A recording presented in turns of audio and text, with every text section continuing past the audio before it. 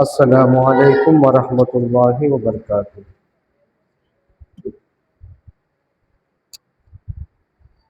الحمد للہ رب العالمین والعاقبۃ للمتقین والصلاة والسلام علی سید المرسلین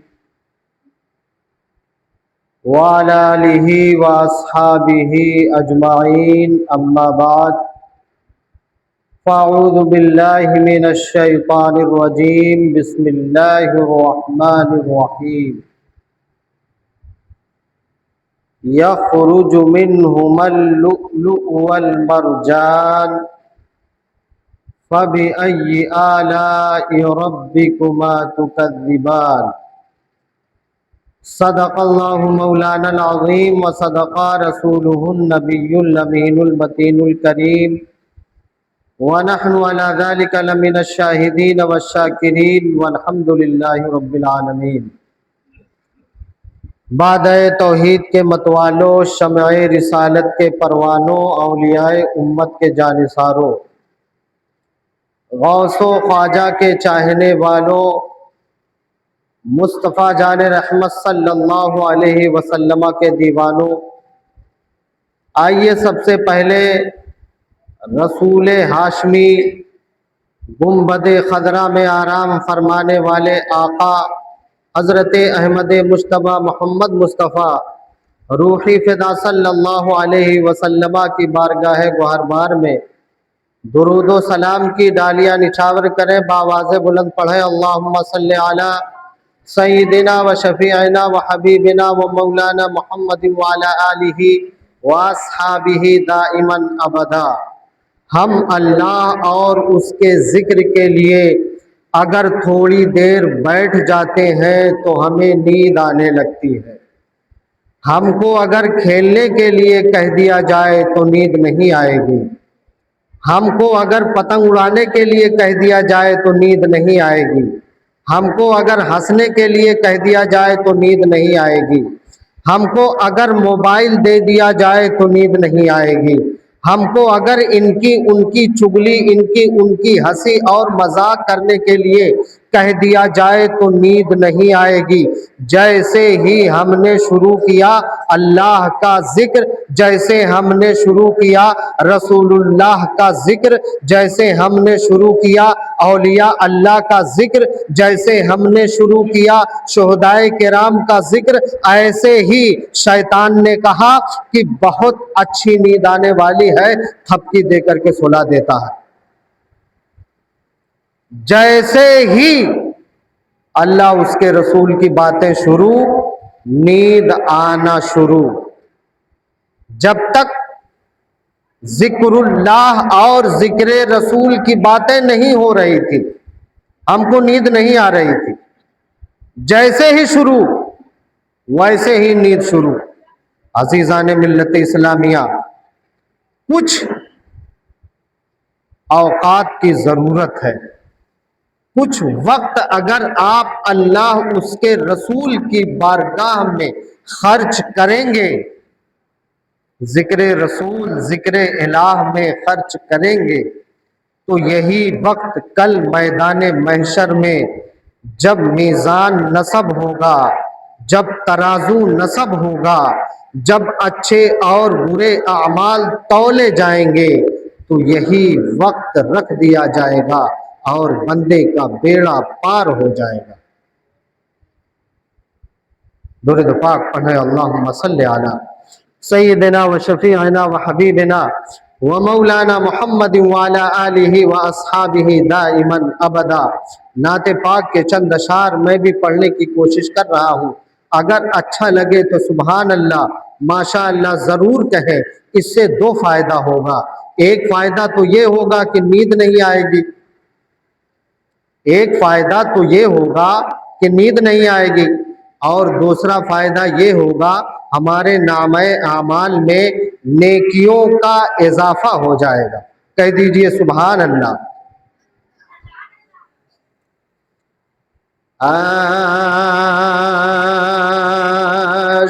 حق ہے مسند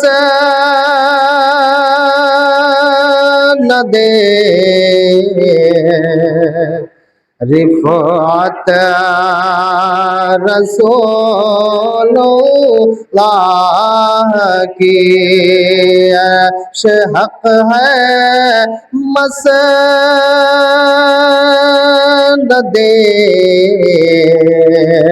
رفعت رسول اللہ کی عرش حق ہے مسند رفعت رسول اللہ کی عرش حق ہے مسند رفعت رسول اللہ کی ارے دیکھنی ہے حشر میں عزت رسول اللہ کی دیکھنی ہے حشر میں عزت رسول اللہ کی قبر میں لہرائیں گے تا حشر چشم نور کے قبر میں لہرائیں گے تا حشر چشم نور کے جلوہ فرما ہوگی جب طلعت رسول اللہ کی جلوہ فرما ہوگی جب طلعت رسول اللہ کی درود پاک پڑھی اللہم صلی علی سیدنا و شفیعنا و حبیبنا و مولانا محمد وعلی آلہ و اصحابہ و بارک وسلم دائما ابدا۔ آج مجھے اہل بیت اعظام کے تعلق سے خطاب کرنا ہے، آج مجھے کربلا والوں کے تعلق سے خطاب کرنا ہے، آج مجھے کربلا والوں کے چاہنے والوں کے تعلق سے بیان کرنا ہے۔ اللہ تبارک و تعالی قرآن مجید میں ارشاد فرما رہا ہے یخرج منہما اللؤلؤ والمرجان فبأي آلاء ربكما تكذبان۔ دو سمندر جب آپس میں ملتے ہیں تو اس سے جنتی پتھر لولو اور مرجان پیدا ہوتے ہیں۔ علماء کرام ارشاد فرماتے ہیں، مفسرین اعظام بیان کرتے ہیں، دو سمندروں سے مراد حضرت علی و حضرت فاطمہ ہے، اور لولو اور مرجان سے مراد حضرت امام حسن و حضرت امام حسین ہے۔ رب ارشاد فرماتا ہے دو سمندریں جب آپس میں ملتی ہیں، جب ان کی قربت ہوتی ہے تو حضرت امام حسین کی ولادت ہوتی ہے، حضرت امام حسن کی ولادت ہوتی ہے۔ اللہ ارشاد فرماتا ہے اے لوگو، حضرت امام حسن، حضرت امام حسین یہ اللہ کی نشانیوں میں سے ہے۔ فَبِأَيِّ آلَاءِ رَبِّكُمَا تُكَذِّبَانِ، میں نے اپنی اتنی آیتوں کو بھیجا ہے، تم کون کون سی آیتوں کو جھٹلاؤ گے؟ فَبِأَيِّ آلَاءِ رَبِّكُمَا تُكَذِّبَانِ، تم میری کون کون سی آیتوں کو جھٹلاؤ گے؟ حضرت علی و حضرت فاطمہ دونوں نورانی سمندر ہیں، نور کے سمندر ہیں۔ کون؟ حضرت علی۔ جن کے بارے میں شاعر نے کہا ہے شاہ مرداں شیر یزداں قوت پروردگار لا فتح الا علی لا سیفا الا ذوالفقار۔ کون؟ حضرت علی۔ جن حضرت علی کو پیارے نبی صلی اللہ علیہ وسلم نے اپنا پیارا بھائی کہا ہو وہ حضرت علی، حضرت امام حسین، وہ حضرت امام حسن کے بابا جان کا نام ہے حضرت علی۔ کون؟ حضرت علی۔ حضرت فاطمۃ الزہرا رضی اللہ تعالی عنہا کے شوہر مبارک کا نام ہے حضرت علی۔ کون؟ حضرت علی۔ وہ حضرت علی جنہوں نے بدر کے میدان میں کفاروں کو دندان شکن جواب دیا وہ حضرت علی۔ کون؟ حضرت علی۔ وہ حضرت علی جنہوں نے احد کے میدان میں کفار و مشرکین کے چھکے چھڑا دیے وہ حضرت علی۔ کون؟ حضرت علی۔ وہ حضرت علی جنہوں نے پیارے نبی صلی اللہ علیہ وسلم کے ہجرت کرنے کے بعد اب آپ کی جگہ اور آپ کے در انور پہ سوئے وہ حضرت علی۔ کون؟ حضرت علی جن کے لیے مصطفیٰ جان رحمت صلی اللہ علیہ وسلم نے ڈوبا ہوا سورج واپس کر دیا وہ حضرت علی۔ سورج الٹے پاؤں پلٹے چاند اشارے سے ہو چاک اندھے نجدی دیکھ لے قدرت رسول اللہ کی۔ مرج البحرین یلتقیان بینہما برزخ لا یبغیان فبأی آلاء ربکما تکذبان۔ وہ دونوں نور کے سمندر، ان نور کے سمندروں میں ایک ہے حضرت علی۔ کون؟ حضرت علی۔ ایک مرتبہ مصطفیٰ جان رحمت صلی اللہ علیہ وسلم نے ارشاد فرمایا کل میں ایسے شخص کے ہاتھ میں جھنڈا دوں گا جس شخص کے ہاتھ میں اللہ تبارک و تعالی نے فتح رکھی ہے، وہ جو ہے خیبر کا قلعہ جو بہت ہی مضبوط تھا، جو بہت ہی طاقتور تھا، جو پتھروں کا بنا ہوا تھا، مسلمانوں سے جو ہے خیبر کا قلعہ فتح نہیں ہو رہا تھا، مسلمانوں سے خیبر کا قلعہ فتح نہیں ہو رہا تھا۔ پیارے نبی صلی اللہ علیہ وسلم کے پاس سارے صحابہ تھکے ہارے بیٹھے ہیں۔ مصطفیٰ جان رحمت صلی اللہ علیہ وسلم نے ارشاد فرمایا اے میرے صحابہ تمہارے چہرے مرجھائے ہوئے کیوں ہیں؟ تم مرجھائے ہوئے کیوں بیٹھے ہو؟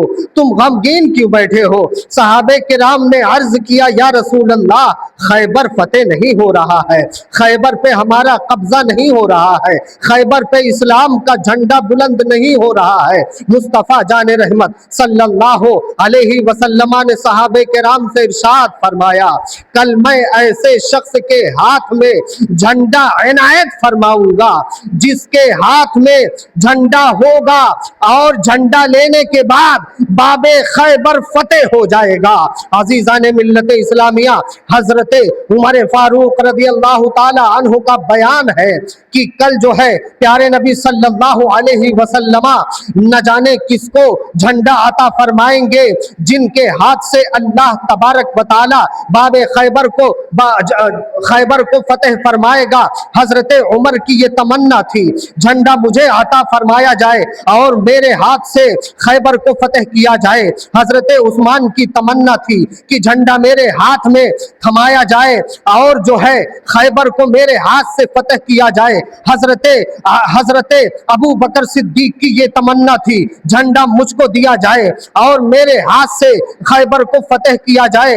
حضرت خالد کی یہ تمنا تھی کہ جھنڈا میرے ہاتھ میں دیا جائے اور خیبر کو میرے ہاتھ سے جو ہے فتح کیا جائے۔ صبح کو سب لوگ حاضر ہیں، حضرت عمر بھی ہیں، حضرت ابو بکر صدیق بھی ہیں، حضرت طلحہ بھی ہیں، حضرت زبیر بھی ہیں، حضرت خالد بھی ہیں، حضرت ابو ذر غفاری بھی ہیں۔ سارے صحابہ کی یہ تمنا ہے جھنڈا مجھے عطا فرمایا جائے، فتح میرے ہاتھوں میں لکھی ہو، جھنڈا مجھے عطا فرمایا جائے لیکن فتح میرے ہاتھوں میں لکھی ہو۔ پیارے نبی صلی اللہ علیہ وسلم کبھی عمر کو دیکھ رہے ہیں، پیارے نبی صلی اللہ علیہ وسلم کبھی ابو بکر صدیق کو دیکھ رہے ہیں، پیارے نبی صلی اللہ علیہ وسلم کبھی طلحہ و زبیر کو دیکھ رہے ہیں، پیارے نبی صلی اللہ علیہ وسلم کبھی ابو ذر غفاری کو دیکھ رہے ہیں، پیارے نبی صلی اللہ علیہ وسلم کبھی آگے دیکھ رہے ہیں، کبھی پیچھے دیکھ رہے ہیں، کبھی دائیں دیکھ رہے ہیں، کبھی بائیں دیکھ رہے ہیں، ایک ذات نظر نہیں آ رہی ہے۔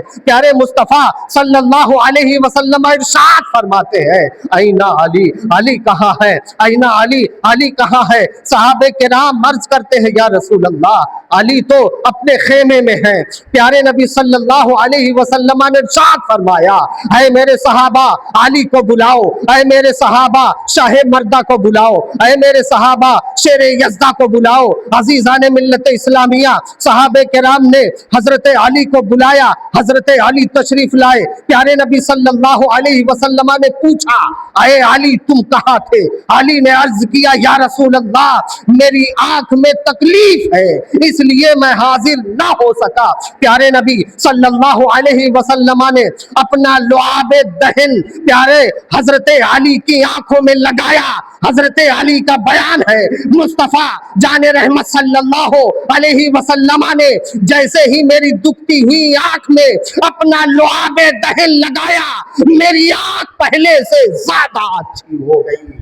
پیارے نبی صلی اللہ علیہ وسلم نے جھنڈا مبارک حضرت علی کے ہاتھوں میں دیا اور حضرت علی سے ارشاد فرمایا اے علی جاؤ اللہ تبارک و تعالی تمہارے ہاتھوں سے خیبر کو فتح فرمائے گا۔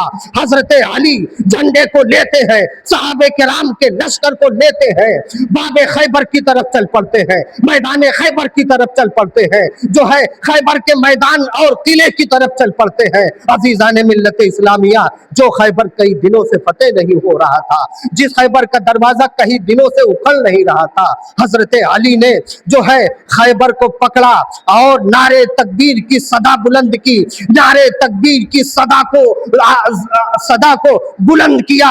حضرت علی رضی اللہ عنہ نے اللہ اکبر کی صدا کو بلند کیا۔ اللہ اکبر کی صدا کو بلند کرنے کے بعد اپنے دونوں ہاتھوں سے اس باب خیبر کو اکھاڑ کر کے پھینک دیا۔ صحابہ کرام کا بیان ہے حضرت علی نے باب خیبر کو ایسے پھینکا جیسے ہوا میں کوئی پتے پھینک رہا ہو۔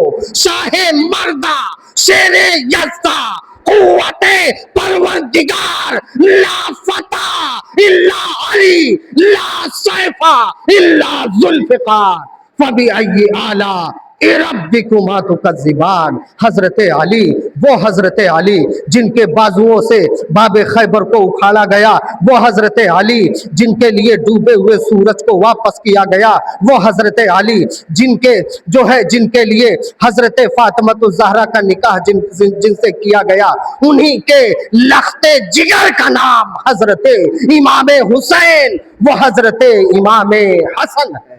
درود پاک پڑھی اللہم صلی علی سیدنا و شفیعنا و حبیبنا و مولانا محمد وعلی آلہ و اصحابہ و بارک وسلم۔ شجاعت وہ بہادری جن کے در سے بھیک مانگتی ہے اس کا نام علی کا گھرانہ ہے۔ صبر و استقامت جن کے در کی بھکاری ہے اس گھرانے کا نام ہے حضرت علی۔ ولایت جن کے گھر کا ٹوٹن ہے اس گھرانے کا نام ہے حضرت علی۔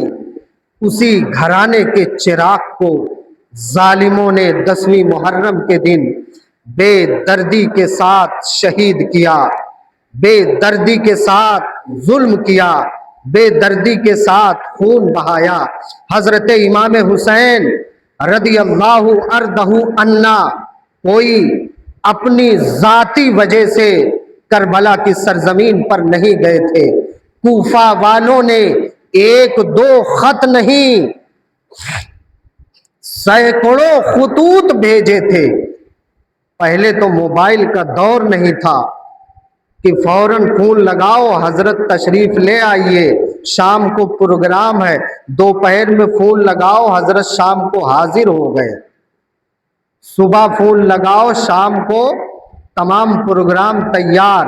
پہلے تو ایسا زمانہ تھا، اگر کسی کو بلانا ہوتا تھا تو خط لکھ کر کے بلاتے تھے، پیغام بھیجنا ہوتا تھا تو خط لکھ کر کے گھوڑوں یا اونٹوں پر بیٹھ کر کے جاتے تھے، اس کے بعد وہ خط پہنچتا تھا، پھر وہ آتے تھے۔ حضرت حسین کے پاس ایک دو خط نہیں، سینکڑوں خطوط بھیجا۔ کس نے؟ کوفہ والوں نے۔ کوفہ والے یہ کہتے تھے ہم شیعان علی ہیں، ہم علی کے شیعہ ہیں، ہم وفاداران علی ہیں، ہم اہل بیت کے چاہنے والے ہیں۔ اے امام حسین، حضرت امیر معاویہ کے انتقال کے بعد باغ ڈور یزید نے سنبھال لی ہے۔ یزید شرابی ہے، یزید زانی ہے، یزید ظالم ہے، یزید غریبوں پہ ظلم کرتا ہے، یزید نے شراب کو جائز قرار دیا ہے۔ اے امام حسین، ہم یزید کے ہاتھ پر بیعت نہیں کریں گے، ہم آپ کے ہاتھ پر بیعت کریں گے۔ اگر آپ تشریف نہ لائے تو مجبوراً ہم کو یزید کے ہاتھ پہ بیعت کرنا پڑے گا۔ اگر ہم نے یزید کے ہاتھ پہ بیعت کر لیا، کل میدان محشر میں اے امام حسین آپ کو جواب دینا پڑے گا کہ علی کے چاہنے والے، نبی کے ماننے والے، کلمہ طیبہ والے ظلم کے خلاف امام حسین کو بلا رہے تھے، ظلم کے خلاف امام حسین کو یاد کر رہے تھے، لیکن امام حسین ظلم کے خلاف جو ہے کھڑے ہونے کے لیے تیار نہ تھے، غریبوں اور مظلوموں کی مدد کرنے کے لیے تیار نہیں تھے۔ اے امام حسین، میدان محشر میں آپ کو جواب دینا پڑے گا۔ حضرت امام حسین نے جب یہ خط پڑھا، آنکھوں سے آنسو جاری ہو گئے، اور جاری ہونے کے بعد حضرت امام مسلم بن عقیل کو تیار کیا، اپنے چچا زاد بھائی کو تیار کیا۔ اے امام مسلم بن عقیل، جاؤ کوفہ والوں کا جائزہ لو، کیا حقیقت میں ان کے خطوط صحیح ہیں، وہ بیعت کرنا چاہتے ہیں؟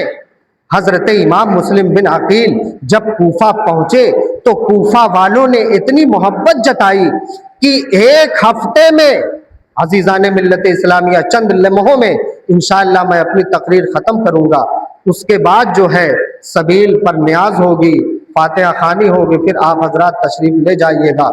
وقت بہت ہے لیکن ہم سننا چاہیں تو درود پاک پڑھیے، اللہم صلی علی سیدنا و شفیعنا و حبیبنا و مولانا محمد وعلی آلہ و اصحابہ دائما ابدا۔ عزیزان ملت اسلامیہ، حضرت امام مسلم بن عقیل کے ہاتھ پر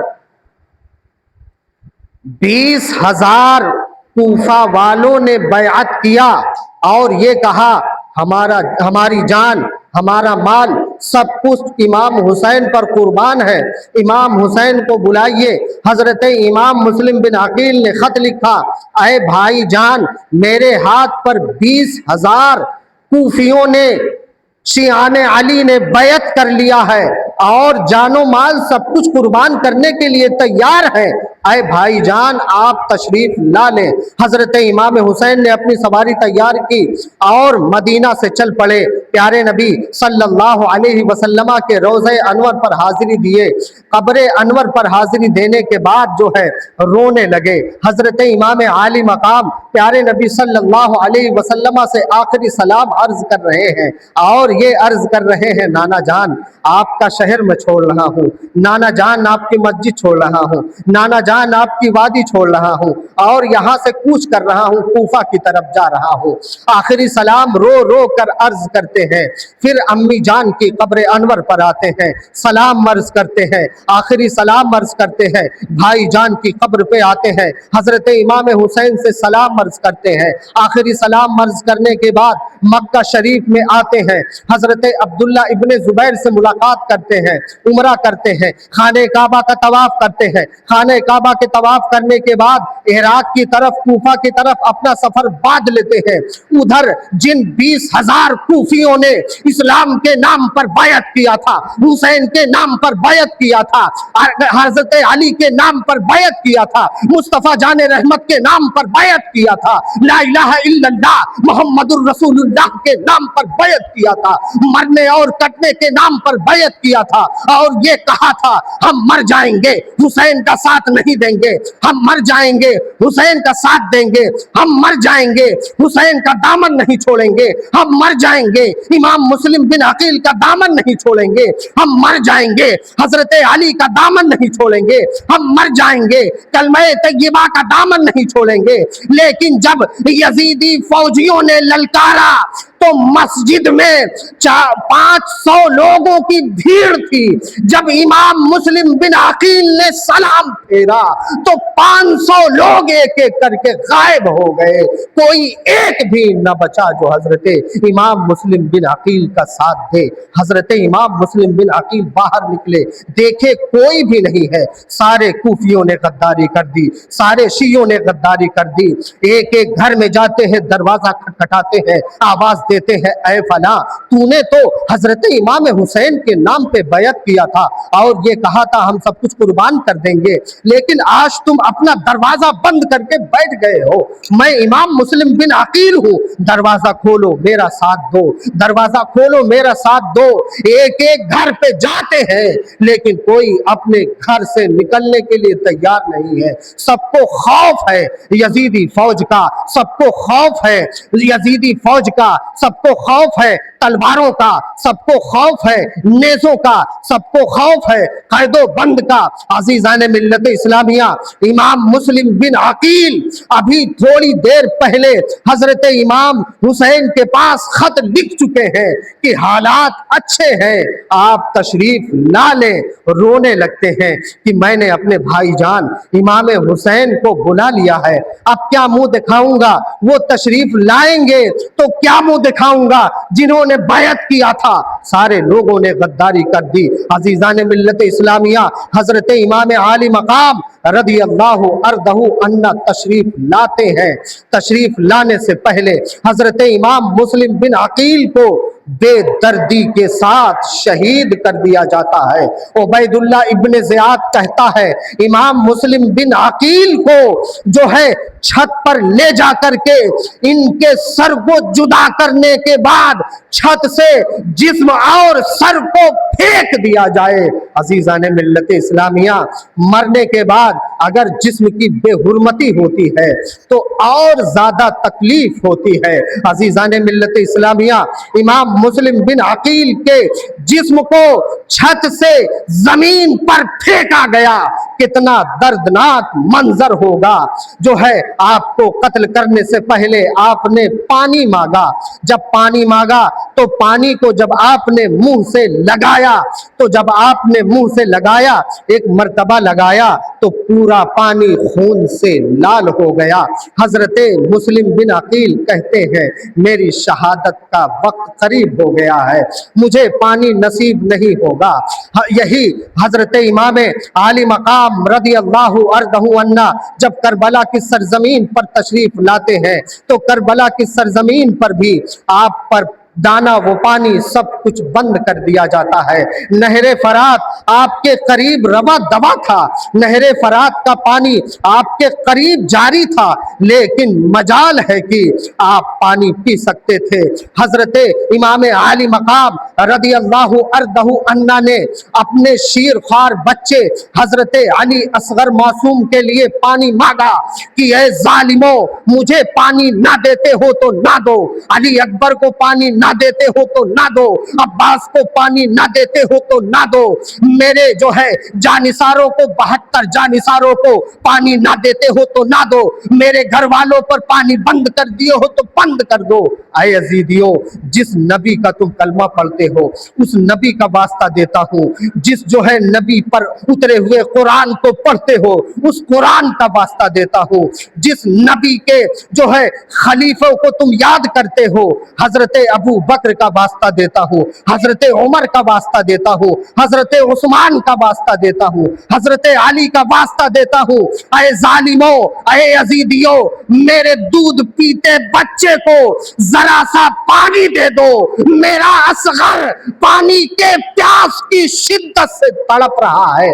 ظالموں نے ایک قطرہ پانی نہ دیا، پانی کے بدلے میں ایک ایسا تیر مارا جو حضرت اصغر کے حلقوم کو چیرتا ہوا حضرت امام عالی مقام کے جسم میں پیوستہ ہو گیا۔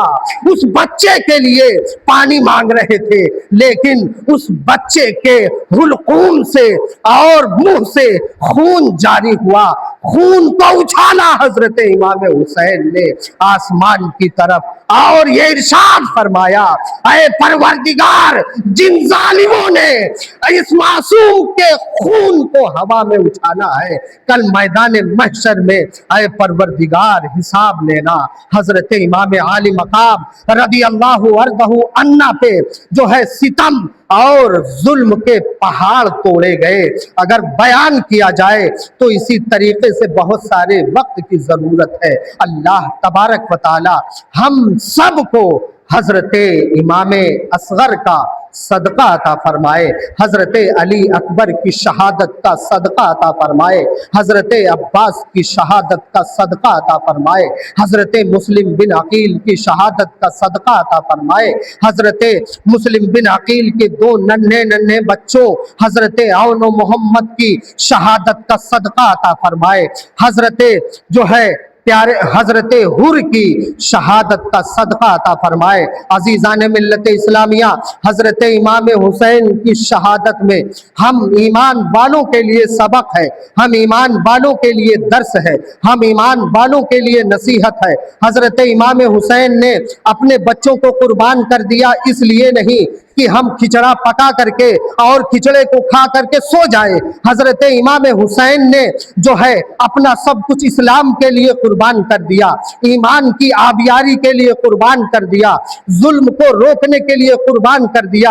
اس لیے نہیں قربان کیا تھا کہ ہم ملیدہ بنائیں اور رات میں پیٹ بھر کے کھائیں اور سو جائیں، ہم گوشت اور روٹی بنائیں اور پیٹ بھر کے کھائیں اور سو جائیں، سبیل بنائیں اور پیئیں اور اس کے بعد سو جائیں، ہم ڈھول بجائیں اور پورے شہر میں حضرت امام حسین کی بے عزتی کرائیں۔ حضرت امام عالی مقام رضی اللہ عنہ نے یہ پیغام نہیں دیا تھا کہ جس حسین نے اسلام کے لیے سب کچھ قربان کر دیا اس حسین کے نام پہ شراب پی کر کے ڈھول بجائی جائے، جس حسین نے حضرت اصغر کی شہادت کو قبول کیا اس حسین کا پیغام یہ نہیں تھا کہ نشے کی حالت میں طبلہ بجایا جائے، اس حسین کا یہ پیغام نہیں تھا کہ لاٹھی بجا کر کے کھیل کود کیا جائے، اس حسین کا پیغام تو یہ تھا زباں پہ ہو تو قرآن ہو، زباں پہ ہو تو ذکر مصطفیٰ ہو، زباں پہ ہو تو ذکر الہی ہو، زباں پہ ہو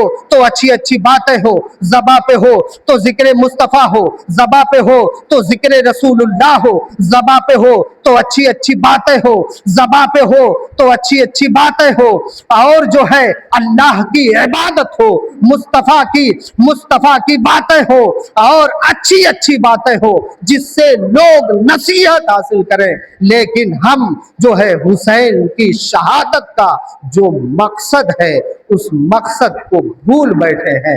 اللہ تبارک و تعالی ہم تمامی لوگوں کو حسین کی شہادت کا جو مقصد ہے اس مقصد پہ عمل کرنے کی توفیق و رفیق عطا فرمائے۔ السلام علیکم ورحمۃ اللہ وبرکاتہ۔